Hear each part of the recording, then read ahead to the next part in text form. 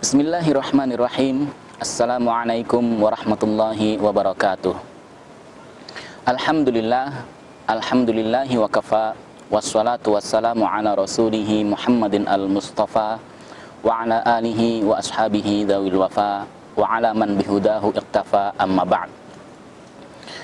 Rabbi syrah li sadri wa yassir li amri wahlul 'uqdatam min lisani yafqahu qawli. Rabbana zidna ilman nafi'a warzuqna fahma, amin ya rabbal alamin.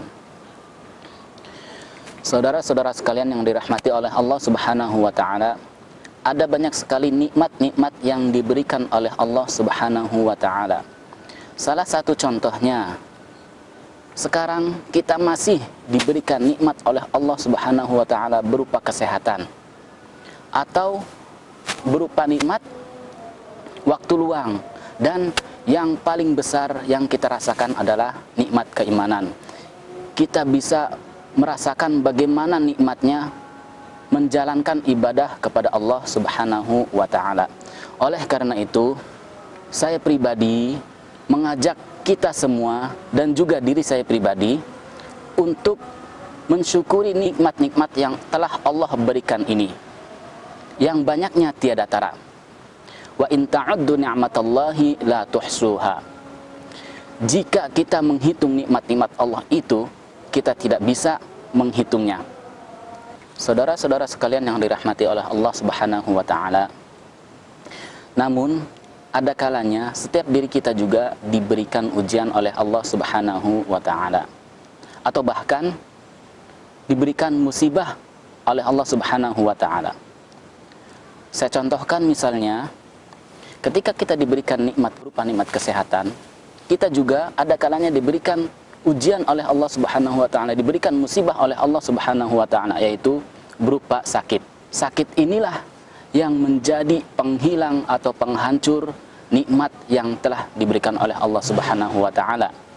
Dalam hal yang lain, kita juga diberikan ujian oleh Allah Subhanahu wa ta'ala berupa musibah. Dan musibah yang paling besar adalah kematian. Kematian merupakan musibah paling besar yang pasti akan menimpa setiap diri kita. Kullu nafsin dha'iqatul maut.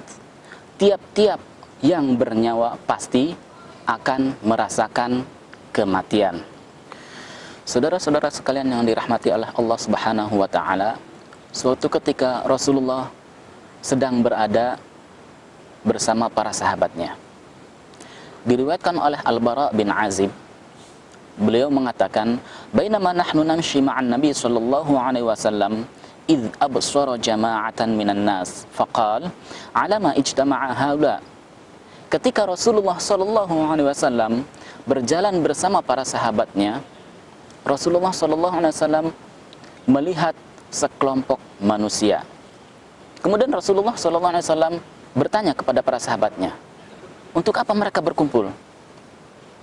Qalu, para sahabatnya ini menjawab, ijtama'u ala qabrin yahfirunahu. Mereka berkumpul sedang menggali kuburan. Qal, fafazi'a an-nabi sallallahu alaihi wasallam fabadara baina ashabihi musri'an hatta intaha ila al-qabr. Wastaqbaltuhu min baini yadayhi li'anzura ma yasna'. Kemudian Rasulullah sallallahu alaihi wasallam langsung menuju ke sekelompok orang tadi, ke sekelompok orang yang sedang menggali kuburan. Kemudian diikuti oleh sahabat Al-Bara bin Azib ini untuk melihat apa yang diperbuat oleh Rasulullah Sallallahu Alaihi Wasallam. Sesampainya di sana, Al-Bara bin Azib melihat Rasulullah Sallallahu Alaihi Wasallam, fabaka, menangis, hatta ballat thara min dumu'ihi, sampai-sampai air matanya ini membasahi tanah yang dipijak oleh Rasulullah sallallahu alaihi wasallam. Thumma aqbala alaina faqal ikhwani limithli hadzal yaum fa'iddu. Kemudian Rasulullah menghadap kepada para sahabatnya, ikhwani, saudara-saudaraku, limithli hadzal yaum, hari-hari yang seperti inilah, fa'iddu, yang harus kalian persiapkan. Hadis ini diriwayatkan oleh Imam Royani dan At-Tabrani dalam Mu'jam Al-Awsat.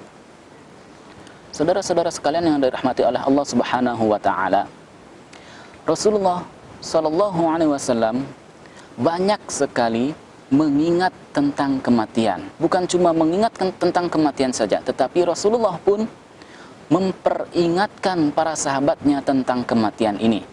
Pun diriwayatkan oleh Abdullah bin Mas'ud radhiyallahu anhu bahwasanya Rasulullah sallallahu alaihi wasallam pernah bersabda, "Istahyu minallahi haqqal haya." Malulah kalian kepada Allah Subhanahu wa taala dengan sebenar-benar rasa malu. Kemudian para sahabat menimpali, "Qulna ya Rasulullah, inna lanastahyi." Kami ini malu. Walhamdulillah.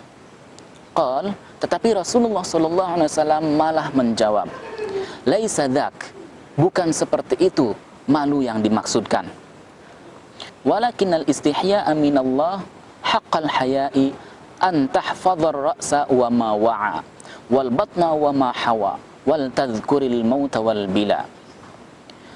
Rasulullah sallallahu alaihi wasallam menyanggah para sahabatnya, walakinnal istihya'a minallahi haqqal haya, tetapi yang namanya rasa malu kepada Allah Subhanahu wa taala itu adalah antahfadhar ra'sa wa ma wa'a, menjaga kepala dan yang ada di sekeliling kepala.